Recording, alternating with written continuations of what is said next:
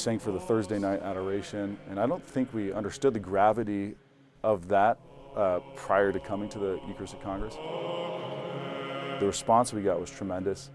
We were told that this was the highlight of the entire Congress, and I think a lot of people said that because they'd never heard the beauty of sacred music before.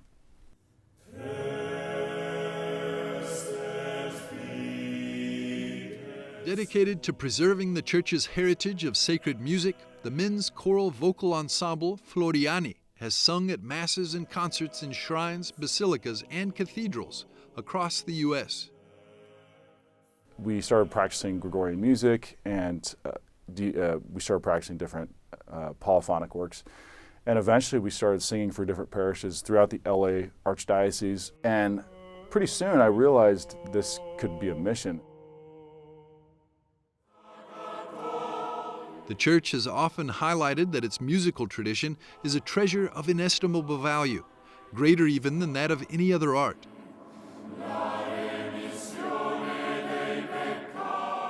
Its purpose being the glory of God and the sanctification of the faithful, sacred music is and always has been an essential part of the liturgy. Music is not just like something you can slap onto the liturgy, it's really something integral to the liturgy itself. So in the early church, you actually see more of that because everything in the liturgy had to be sung. Music is an essential part of the worship of God. Across the world, efforts to share and revive the Church's musical treasures can be observed. In Rome, the Pontifical Institute of Sacred Music, which serves as the Vatican State's University for Church Music, is leading in this endeavor. Directed by Father Robert Mehlhart, a Dominican priest from Germany with a prominent career in conducting choirs and orchestras across Oxford, Vienna, and Munich, the International Institute offers 21 degrees across 7 disciplines, such as composition, choir conducting, organ, and chant. They just have to have an experience with the great works of our tradition. So if you're an organist, doesn't matter, you have to have sung Ave Verum by Mozart and Locus Iste by Bruckner and Sicut Servus by Palestrina. You can't be a church musician, or you can't have a degree of this institution without a knowledge of these pieces. Many students take their training into the world, establishing choirs, conservatories, and music institutions in their home countries, all for the greater glory of God.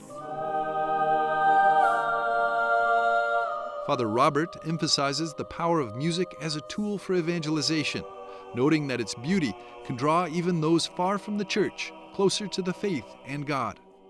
When it comes to apologetics, what have we in store for our mission?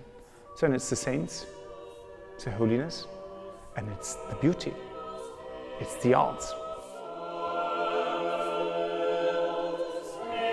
So what is the role of music in the life of the Church?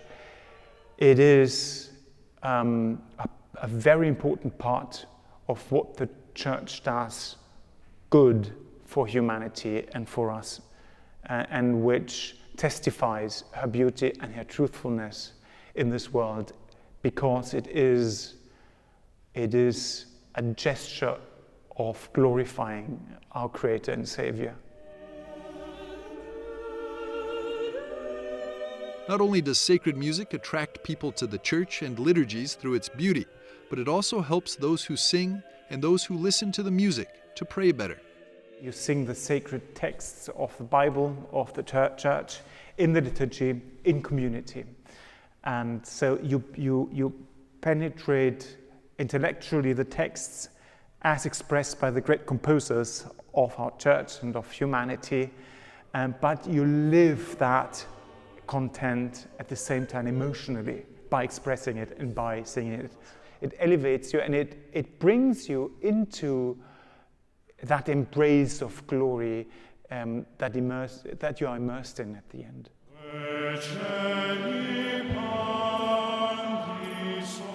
In today's world, where Gregorian chant and the organ have often been set aside for more contemporary sounds, initiatives like Floriani emerge as vital beacons.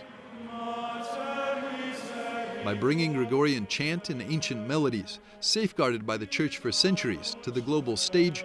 They not only celebrate timeless traditions, but also inspire a deeper connection to the transcendent beauty of faith. The culture it's so much in flux. Everything's always changing. There's always a new trend that's coming about. And I think young people want something to hold on to. They want something stable, something firm, something that doesn't just shift with the trends of the world.